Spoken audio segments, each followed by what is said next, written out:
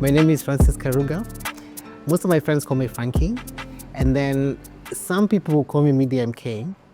And those who call me MediaMK most likely call me that from the blogging days. I used to have a blog with a bunch of other people, and it was very popular, a bit controversial.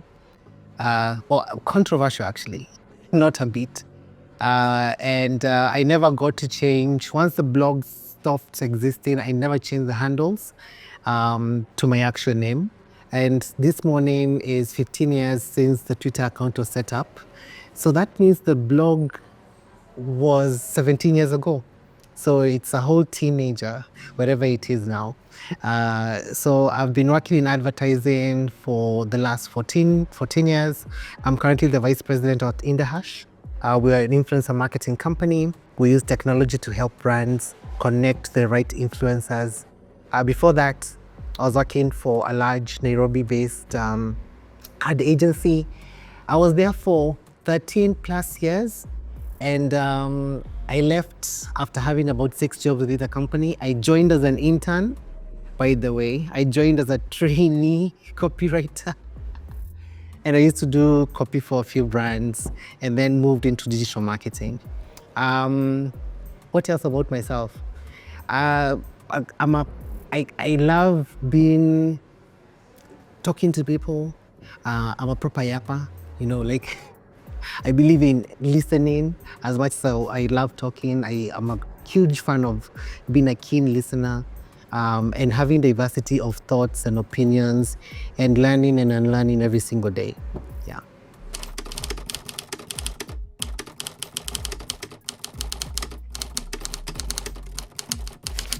It was based on a simple insight. The fourth estate has no checker.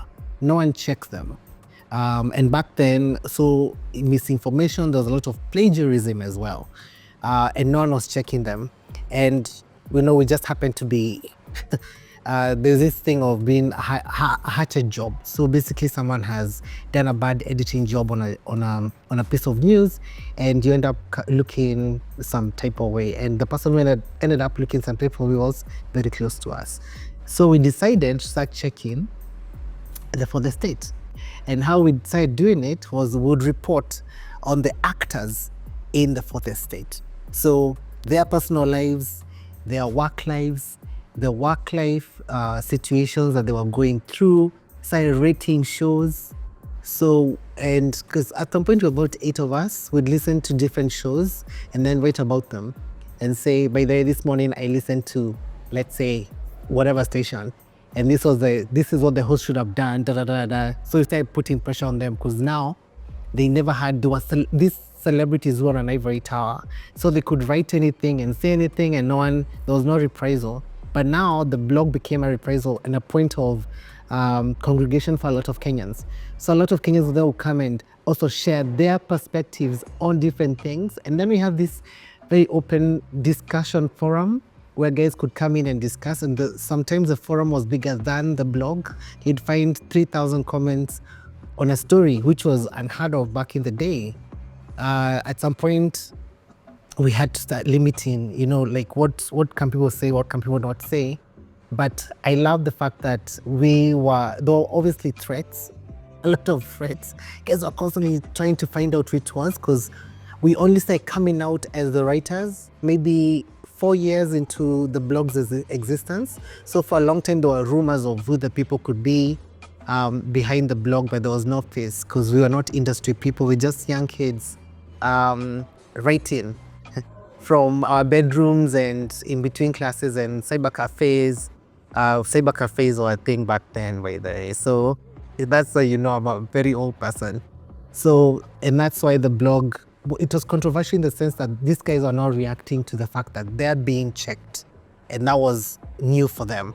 And they started styling up because also they would also snitch on their colleagues who are not styling up. So it became a whole cycle of of, you know, if you're not being checked and I got checked, you have to also get checked. So it became and it started birthing a new industry.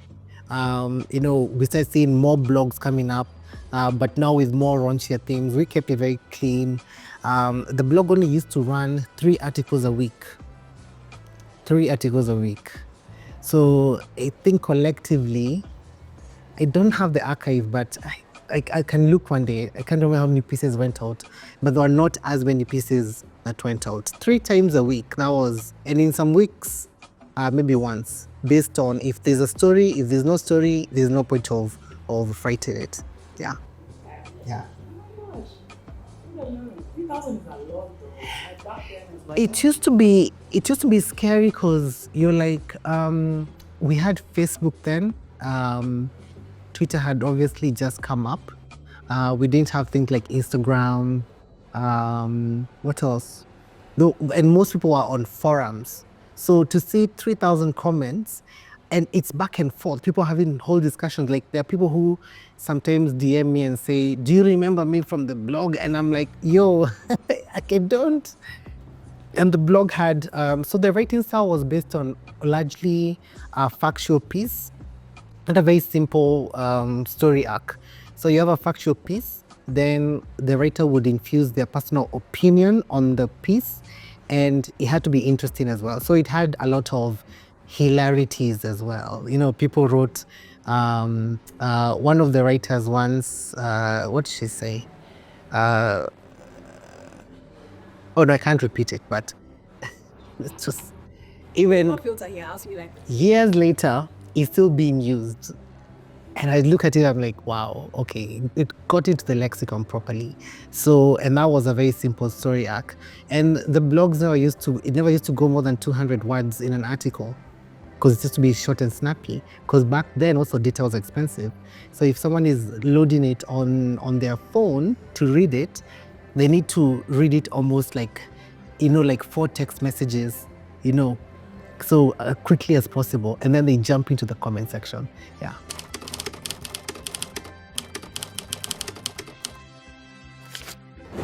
So I got into advertising to refine copy for one brand. So I didn't get into, and the person who hired me brought me on board, so I could work on, I was brought on board to work on Fanta.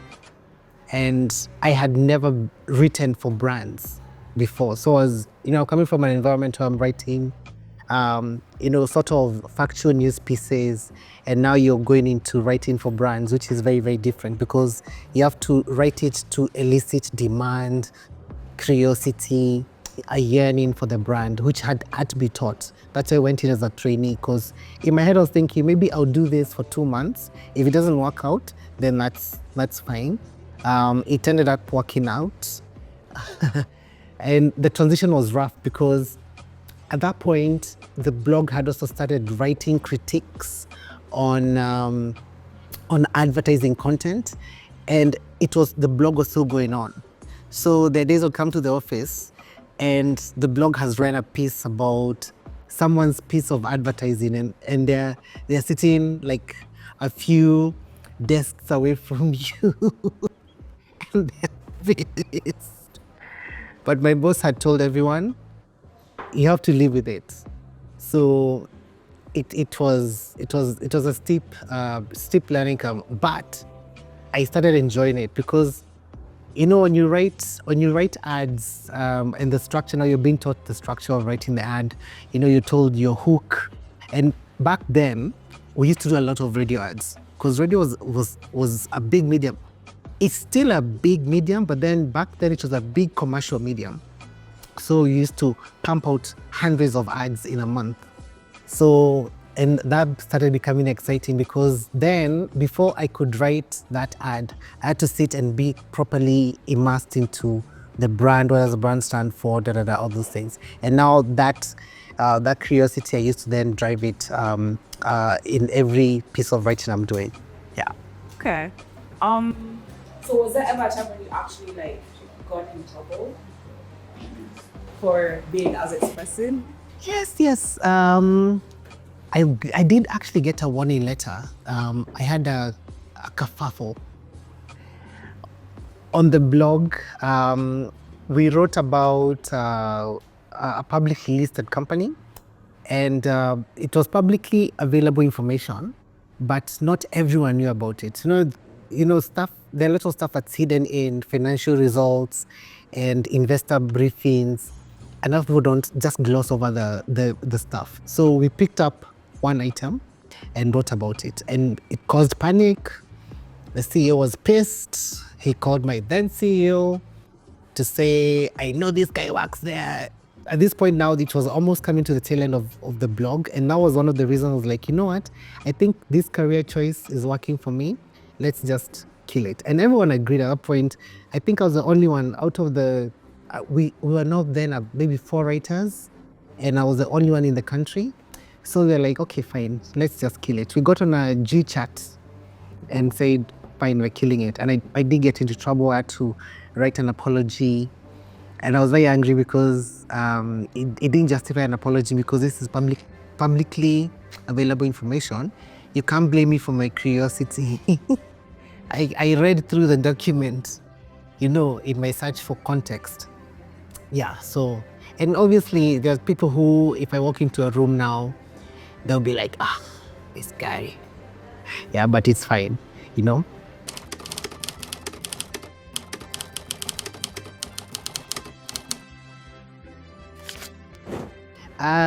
It was when I was added to the Tusker Project Fame team. And so at that point, there was an advertising team, and I was brought in as a writer and then to handle digital.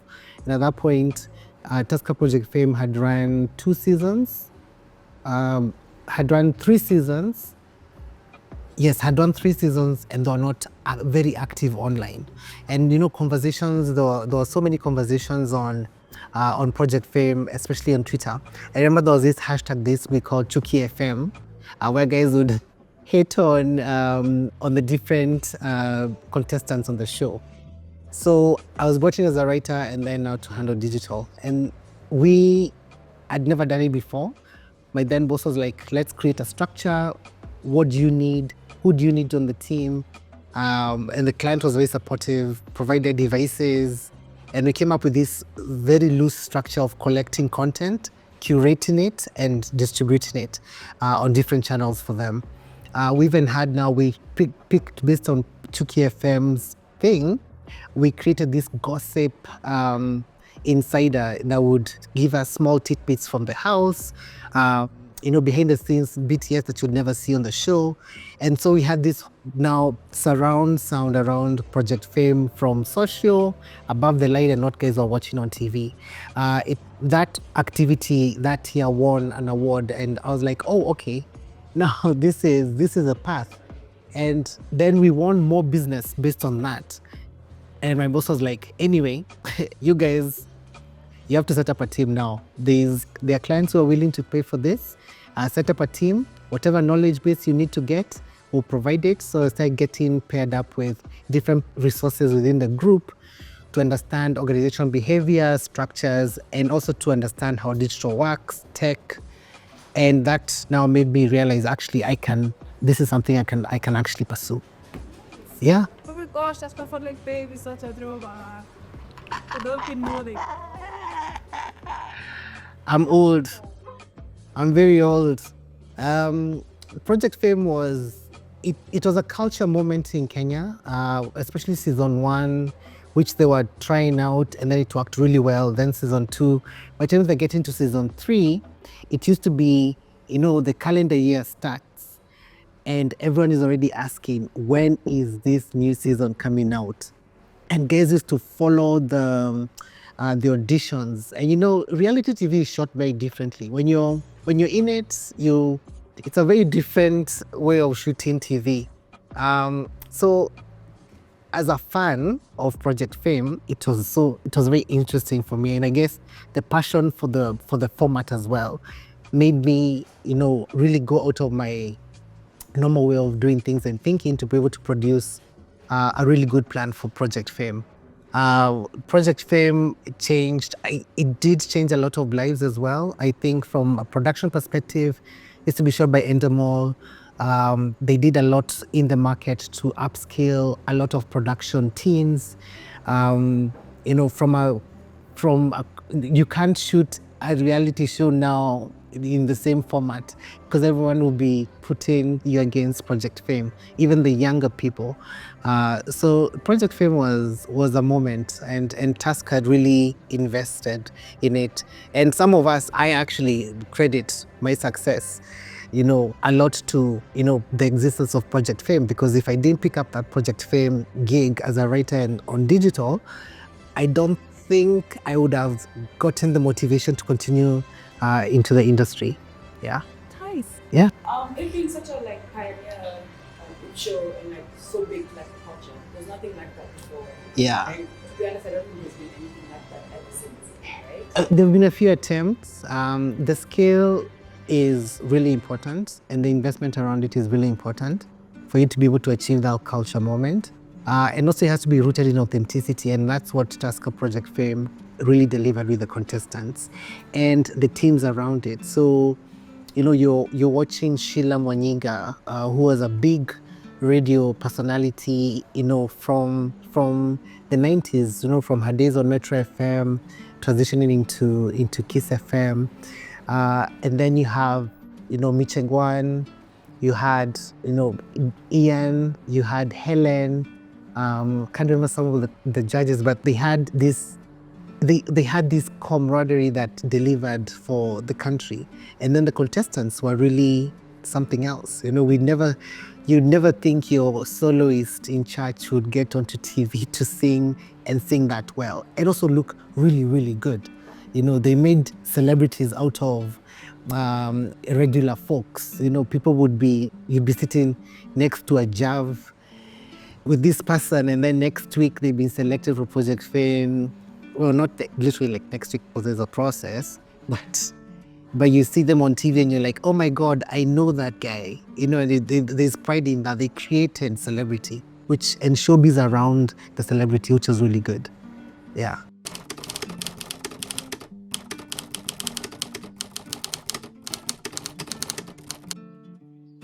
So,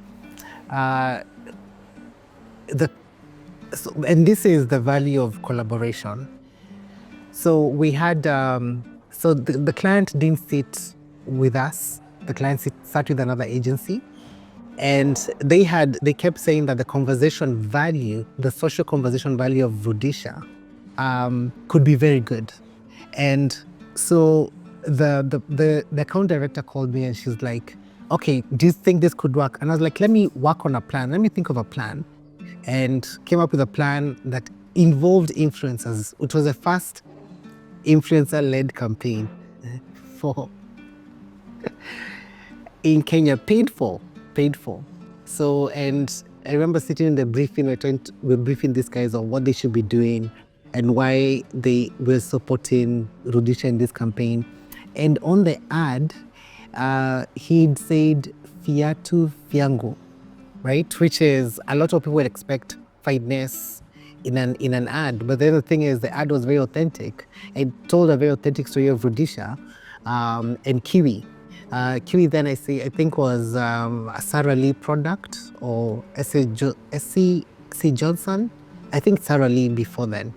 And the client was a lady called Sophie. And Sophie she's just like, you know what, how much money do you need? We'll do it. If it works, it works. If it doesn't work, we try something new, right? And it did work. It worked. The value of the conversation was so good. And it really supported Rudisha. And a lot of people then were speaking about their own journeys with Kiwi in the heart of that journey, from when you're in like class 1 to fourth form, and the culture of shining shoes in the morning or the night before. So that's the things that we're trying to bring out. So it was a really good campaign, I guess. And when we're doing it, we then used it as a template to then now figure out how to also do influencer marketing. Because before, like for Project Fame, there was not really a lot of influencer marketing involved. But this one was really good.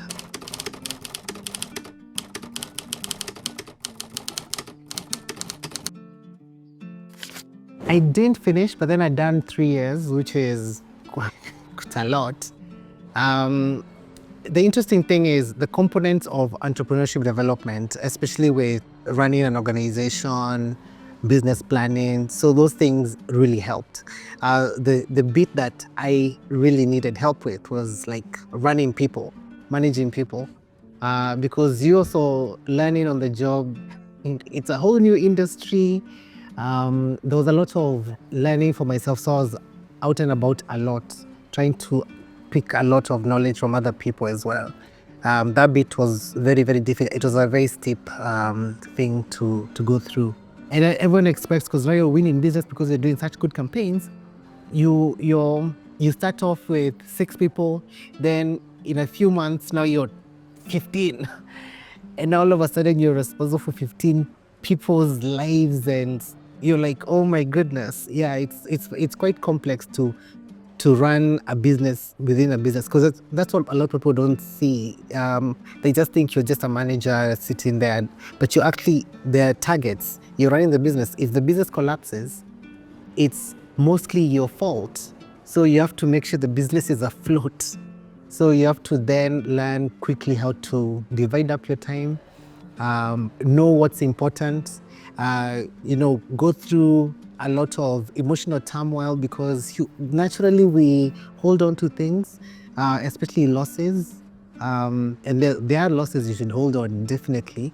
But some, especially in a corporate setting, business sense, if you've lost it, I used to always ask for a postmortem. Like, how did we get here? And even ask the client, please be honest with me, why did we lose this? And they call out different, the different points where, you are not really on top of things. And then you use that as a learning template, and not always be aware that if I'm not aware of, let's say, like a proper project tracking, I could mess up. So you just start refining how you process information, how you approach clients, business planning, how you manage people, especially the managing people, and also when to fight for things and when not to fight for things. Yeah, so I'm still learning. It's not like, there's absolute knowledge on it, because things keep evolving. But yeah, it was a steep transition, but it did help. Parts of what I did in school did help me.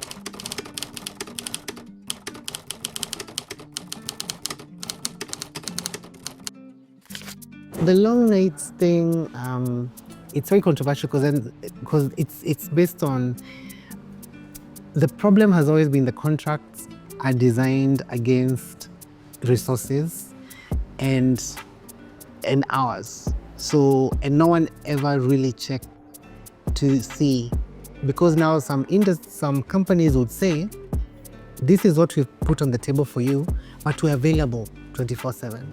In the middle of the night, we can do e-shots for you. And that now became a point of competition advantage. So someone will say we'll be available, and then you say, no, at 5 we close shop. Then 5 other competitors are willing to even move into the client side. So it's really, really messed up. So the long nights, I hated them, because mostly they came from inefficiencies, sometimes internal, sometimes external. And so you'd work, to try and clear those inefficiencies. Is it that we've been asked for something and we're not delivering? We've not figured out what the actual problem is, so our solution is not working, and we constantly have to go to feedback. So at what level do you say, okay, let's not work on it now, let's go back and say, maybe we didn't hear you properly, And at what point do you call the client and say, excuse me, we're in the build stage. You can't be asking for finesse at this point. Who is responsible for that? And once you start putting those things in place. It brings a lot of friction, but then it starts easing pressure on yourself. Like, I would refuse to be called on a Saturday. I would always say, hey, me, by the way, kwenye niko, yeah. I can't even comprehend what you're telling me. You know, honestly, there are situations where you'd step up because there's a solution that's needed and there's a problem. You can step up, but it can't be every single day, and it's not healthy. That's why there's a lot of people see it as this crash and burn industry. It's actually a super thriving industry, teaches you a lot. But a lot of checks and balances, especially on the contracting stage, need to be looked at in depth to also realize commercial value for agencies, because that's another thing. So some contracts mean shit. You know, you're at a loss because you have 6-7 people working on it, and that client should ideally, for the money they're paying, should be maybe 2 people. Right? So there's a lot of work that needs to be done, and I'm happy there are people that actually gone back to saying this structure does not work for our profitability, for our mental well-being, for our people, for growth, for the business, and for people as well. Because people can't grow if they're constantly on a hamster wheel. You know, you can't grow because you don't take time to reset, you don't take time to look around and see things in a different perspective. Yeah.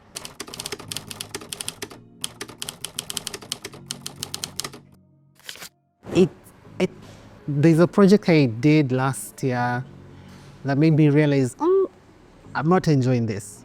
And it's something I enjoyed the project, and we were at execution stage, and there was so much friction because of production. Production issues can really mess you up.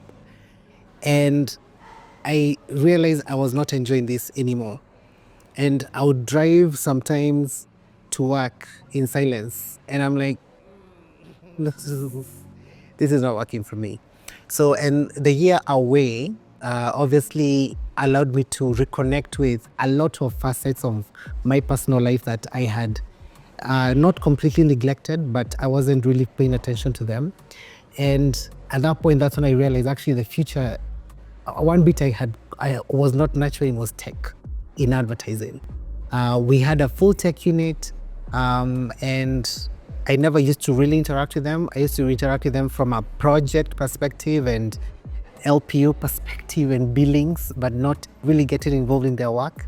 And I was like, let me explore technology, and an opportunity came up that merged what I really like doing, which is content, because advertising is content and persuasion and technology. And I was like, okay, maybe I can go back to it. Yeah. I strongly thought of going to the client side. I was like, maybe for my age, I need to go and, drive into the office at 9, just sit there and say, where's my e-shot? Approve a content calendar, and then at 5, spend the whole day drinking lemon water, dressed in slacks and dress shoes, and just living my best comfortable life. And then I was like, my brain will get fried. Yeah.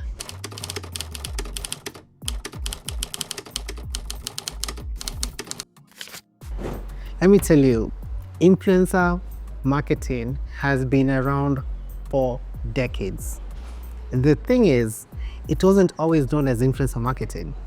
If you go back to like Mary Kay and the cosmetic company, and they had this marketing model where one lady comes, recruit a bunch of ladies, and they step out every day to tell you about eye creams and all those things. That's influencer marketing. And they chose the women that were influential within their circles. The woman who was exposed, the yapper in the group, the one who was yearning for always new things, new ways of doing things. That's influencer marketing. Influencer marketing is peer-to-peer marketing, influence, and persuasion. You're persuading someone to to come in and say and take on a habit, a product, a new way of life, you know. So, and what's changing is now technology is getting into it. So now we're not just we're not going asking door to door who is a popular auntie, who is a posh auntie we can use. We're using tech now to find that person. They might not necessarily be known nationally, but they have a community that trusts them and takes on almost every recommendation they give with absolute truth. So that's what technology is doing. So you notice a lot of creators now, they are going back to the authenticity of their content.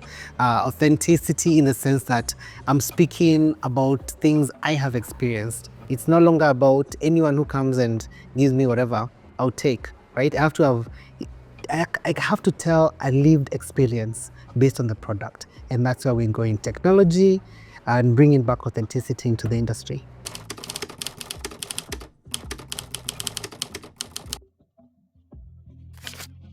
Efficiency is number one. So tech brings a lot of efficiencies because it kills a lot of the overlaps in roles, in tasks, and and the TAT on tasks that are assigned to you. So that's number one. Number two, the creativity is not boxed because you're working with multiple brands and then you're working with multiple personalities to bring to life your ideas. So you can be as wild as possible as opposed to relying on one medium. So if I'm writing a radio ad, and the media team has told me that the radio ad is going to run on, let's say, a Swahili radio station, my creativity is quite, there's so many things I can't do with Swahili, you know, but now I'm dealing with a product and maybe 10 personalities. So I can actually create 10 different experiences with one product. Yeah. Nice. Yeah. What would you say then, out of just curiosity, Yeah. how do you guys then shortlist people to work with Amex as long as you're paying? No. It's purely technology. I have a dashboard. A client tells me I'm looking for someone who's 18 to 25. They post about food, they're outgoing, they have this minimum engagement rate, they maybe have the X number of followers, they're in Mombasa, and I put in a filter, our filter, we have about 17 filters, put in all this information on those filters, and I just click search, and that's it. Yeah, so it's not about who do you know. We're not doing industry nights where we sit in a room and say, okay, this is what we do. We're finding them purely from the comfort of our dashboard. And our clients so far have really enjoyed it because it's a fresh breath of air. And the thing is, one client yesterday was telling us, she was so scared initially. We're in the middle of a campaign now, and she was so scared. She was like, ish, these names, I've never personally seen them on my feed. But then when you look at the data tells you that this person is the right person to work with.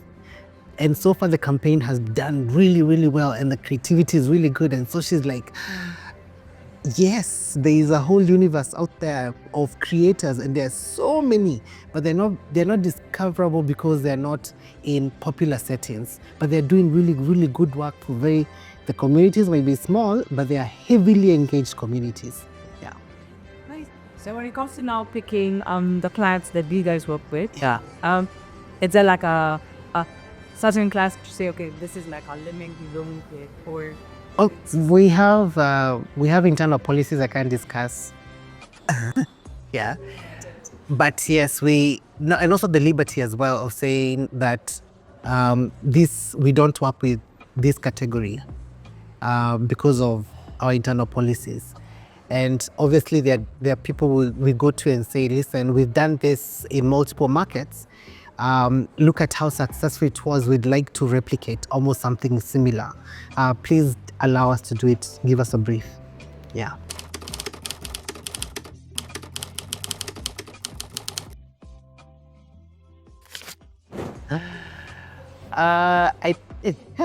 My biggest L was losing a globally known brand. After working so hard to win the pitch, and then falling short on expectations and delivery because of things I didn't quite think through. That was painful. Like, because I looked at. In fact, the pain landed 4 years later when I saw a campaign they rolled out, and I was like, I wish I was handling this. Like, there'll be so much learning from it. That L stings up to this date.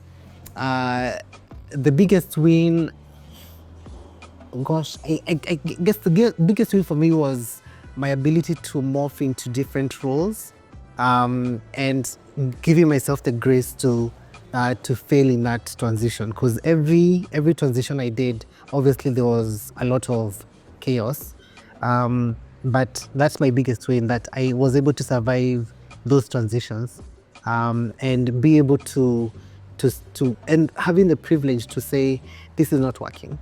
Yeah, that has been my biggest win so far.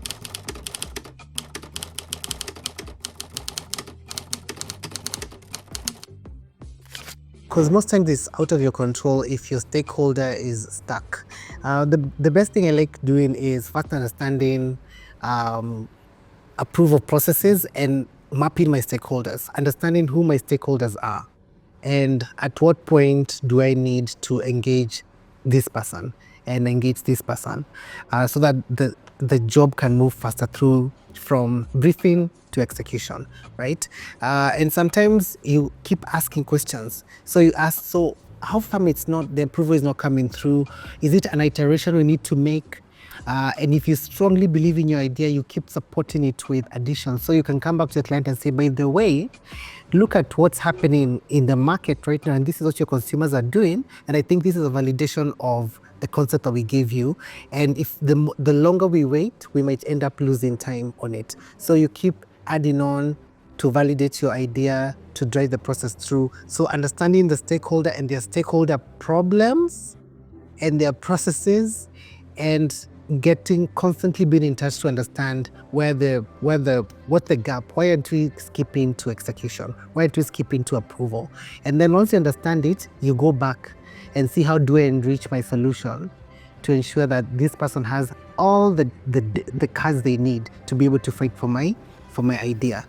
Sometimes it could be even things like even you doing a mock of your concept and saying, look, this is how it would actually look like, you know. We used to do a lot of mock ads. They're called, the name for them, a lot of mock ads to show you what the final product could look like. Yeah.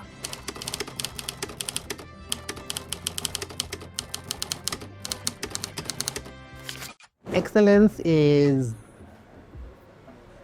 when everyone is happy and the results are positive.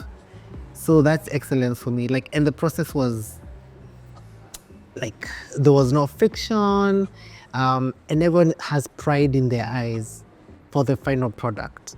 And then the results roll in and you're like, oh my God, okay. So then you realize what are the ingredients that you need to put in for the next projects to be able to make it as good as that. Yeah.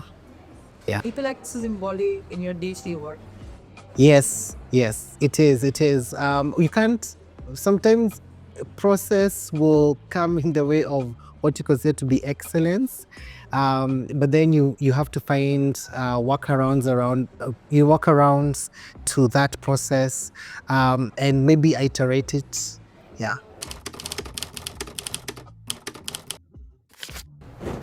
For me, the future is we have to look at technology. At some point did make people think that the future of advertising was technology, but then people forget that technology is a medium.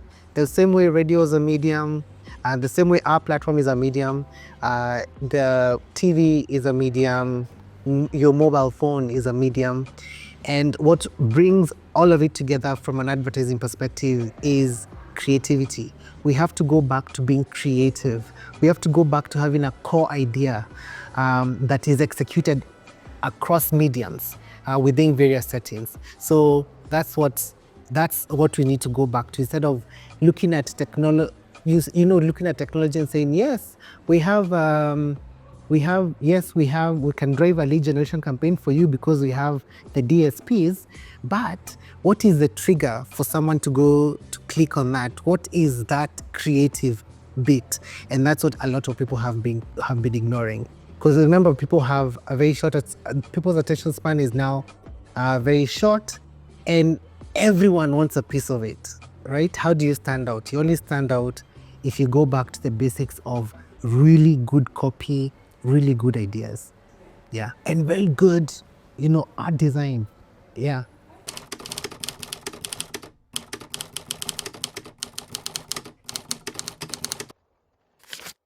People have to pay for creative work. That's simply it. People have to pay for creative work. You can't just assume I want the moon and then you give me a budget that can't even take me to Westlands, So people have to pay for creative work. And that's what I was saying earlier. The whole point around the structuring of contracts and rate cards is really a conversation that people on both sides of the industry need to have. You can't expect, you can't expect 10 people to commit a month of their time to give you consumer insights, give you ground-shaking work and ideas and executions, and you have to pay them 50K. It doesn't work like that. People have to pay for creative work. Yeah. And people have to agree collectively that creative work is very expensive. Even from the creators themselves, they have to stop shortchanging themselves. So instead of, because what a lot of people now do, they price output as opposed to pricing the process, right? And the skill. So if you go to a doctor, he's pricing you for the skill. So he's not pricing you for nimekutoa meno moja. Anyone, you can also, if with a good pair of pliers, I think you can. It will be a bloody sin, but he's praising you for his time and the amount of money he's spent to get to that level of skill, right? So that's how creatives need to start looking at it. If someone tells me I want a poster, I can generate it in 5 minutes, which is fine, but I can say because of my skill, each minute costs 10,000 shillings. So we've charged you 50K for the poster, and that's how it needs to be looked at, yeah.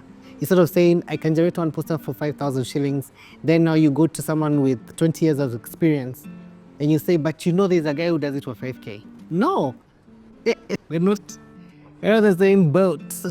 So pricing the time it takes to get to the finished product and pricing the skill is what people need to start looking at.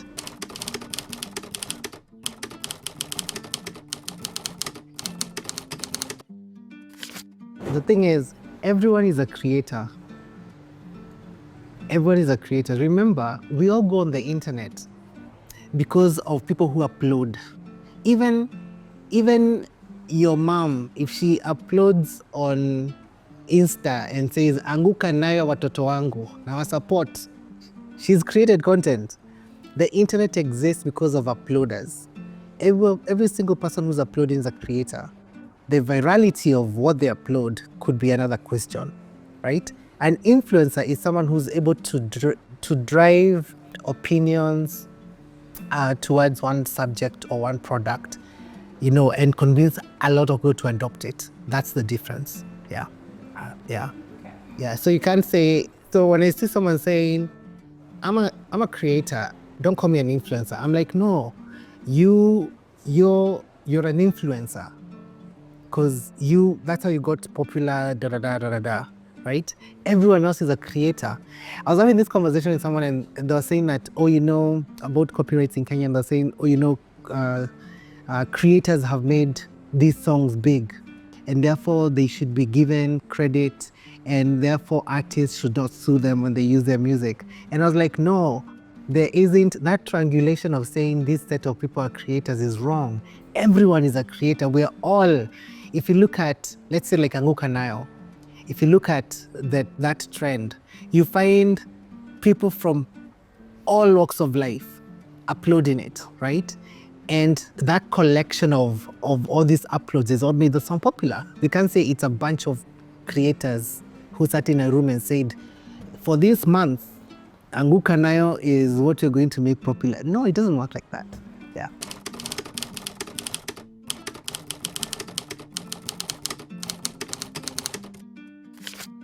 And that's why technology is changing that. Because we're able to discover, what I said before, we have filters, we're able to discover creators that are not in every people's everyday, they're not in your line of sight every day. And that is only solved by technology. Yeah. Okay. Yeah. That was the other question I was going to ask. Is it that people are just like, is it now because I know this person, I'm just doing favors? Maybe that's what's happening, but data needs to come into play. Like how TV and radio spots are selected, it's based on tech.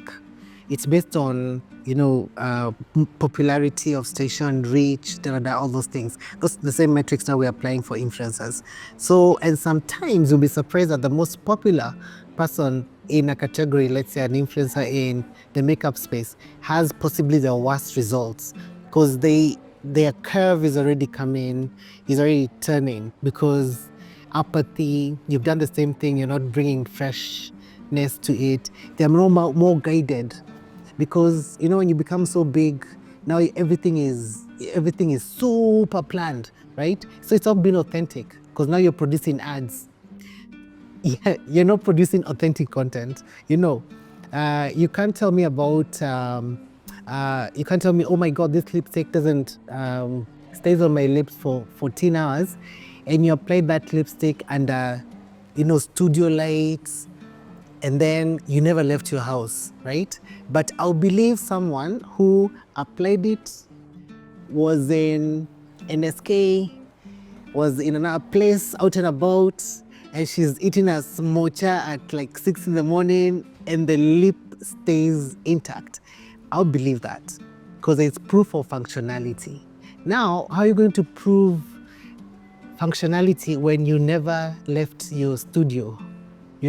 So you're shooting an ad, you're not driving influence, you're not convincing me that this lippy can stay on. That's the difference.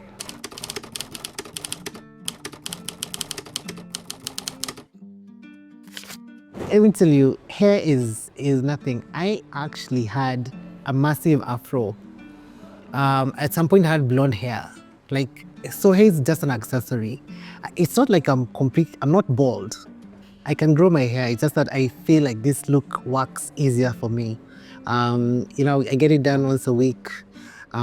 Shower time, gym time, everything is easy for me. It's just I can grow out my hair if I wanted, but people should not really hinge on things that they can't change. If your hairline is going, imagine it's going. There's only so much, there's rollers, PRS, some blood injected into your scalp. There's only so much you can do. If it's gone, it's gone. Accept. Eat your L, face your front, deal. That's it. That's it.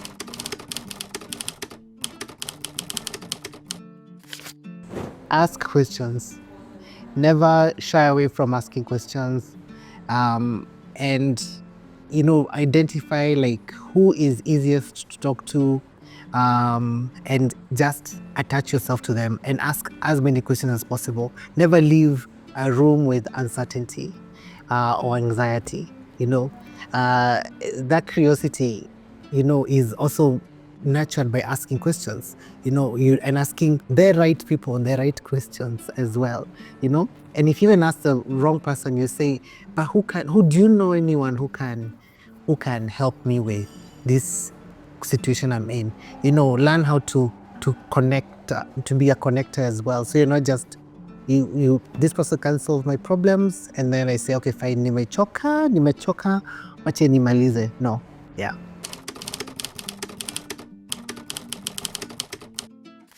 It's not a complex question because if the business can't afford it, you won't get paid.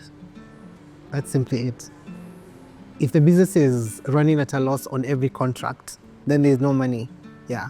So in a healthy business setting, yes, people should be ideally compensated and rewarded for the work that they're putting in.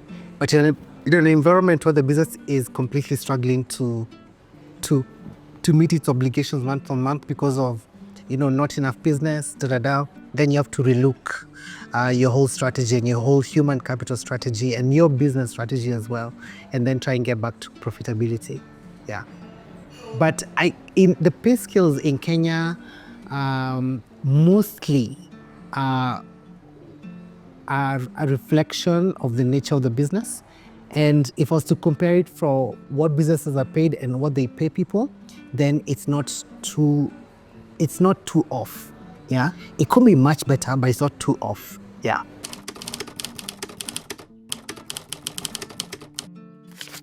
Oh Lord. Number one, the Kenyan media space lacks good content. So the owners of media, the media owners, need to go back to nurturing good content, and it costs money to nurture good talent, right? Leave the technology bit first. You can have all the cameras, you're shooting straight into YouTube and cutaways and the best sets, but without content, because people are coming to your platform because of content. And if you're not nurturing that content, if you don't have the right people to nurture that content, you are fucked, And then other people now, guys keep saying, social media is taking away from traditional media. They took away their attention, right? And some social media blogs or sites had good content as well, had good talent. But now, if these media owners went back to nurturing good content, they need to maybe even shrink their stations to just focus on talent. We need to go back to, it's 9 p.m. and you're in a bar and they tell you, hey, ebuzima, tuone whatever. You need to go back to that. Major events now on news, yes, they can be broken on social media.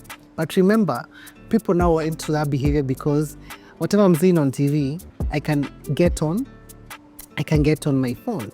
But we go back to proper, good talent that delivers groundbreaking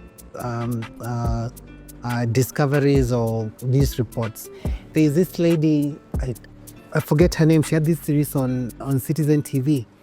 It was so good. Like, they would start running promos on her next series, and the SMS line is just buzzing, because people want, there's a space for that. There's a massive space to be filled with really good content, but really good content has to come from very good talent, and the media owners need to go back to that. They've invested in the technology, and I think the technology gets cheaper now, moving forward. So let's go back to talent. That's it. So TV-wise, I've gone back to watching Desperate Housewives, Lost, Heroes, because of the writing. I think Desperate Housewives is one of the best written TV shows. Music-wise, a lot of Kenyan music now. I'm adding a lot of Kenyan music into my playlists. There's a lady called what's her name, Mudhaka, and there's this song. It's called Love Ballad 3. I've listened to the version on YouTube. I've listened to the version on Apple Music, and it's so good. It's like I'm obsessed with the song. So that crowd and going to like Nakili sessions, that's the kind of vibe I'm currently in. Because I listen to a lot of gospel music. So getting to hear very soulful people who are singing in a language I understand, and I love Q, Swahili. This weekend, Njoki Kari is doing her listening party for her new album, and it's so good. So those are the things that I'm currently really into. Yeah.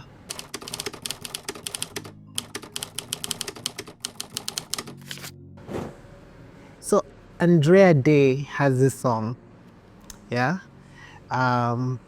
And now rise up, rise like the day. That's a perfect caricature of my life. Yeah.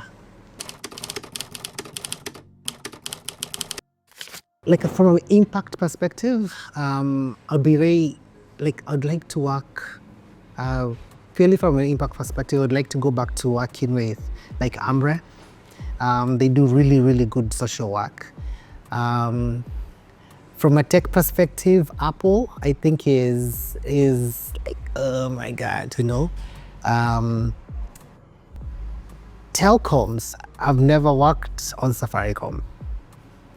So I think Safaricom is one of the few brands I've not worked on. People,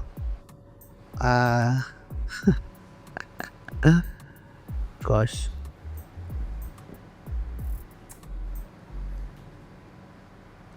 Actually, I can't say it. Let's leave it at that. I think, well, here's the thing. The person is has done groundbreaking work in the technology companies that they founded. And their ways of thinking and the way they structured process is really interesting because they have this philosophy that you have to get to solutions quicker. So they removed a lot of bureaucracy.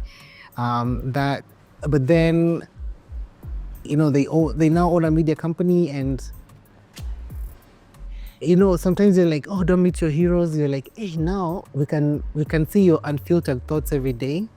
And I'm like, okay, maybe 5 years ago, I would have wanted to you know, be in that space. But now I'm like, hey, yeah, nah, yeah. Locally,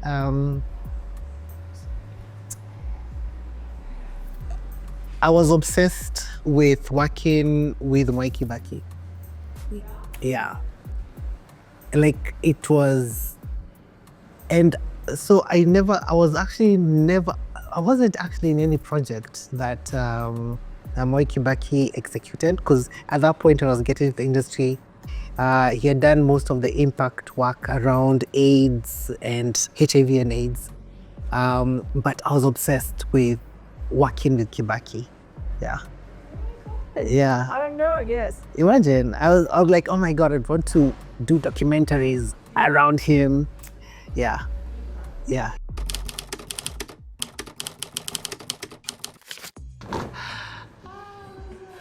It's a difficult question. I'll give you the corporate answer, which is, since I'm not top 5 in what sense? Revenue-wise, publicity-wise, number of staff. Top 5 in terms of I'm looking for someone who can be able to help me as a client get to my goal. Regardless of how much it's going to cost me, regardless of, you know. I would not say top 5. I would say number 1, the partnership with publicists. That's a really good team. I would say Densu actually. Densu, you know, the mix of Max Ngari and Christopher Madison.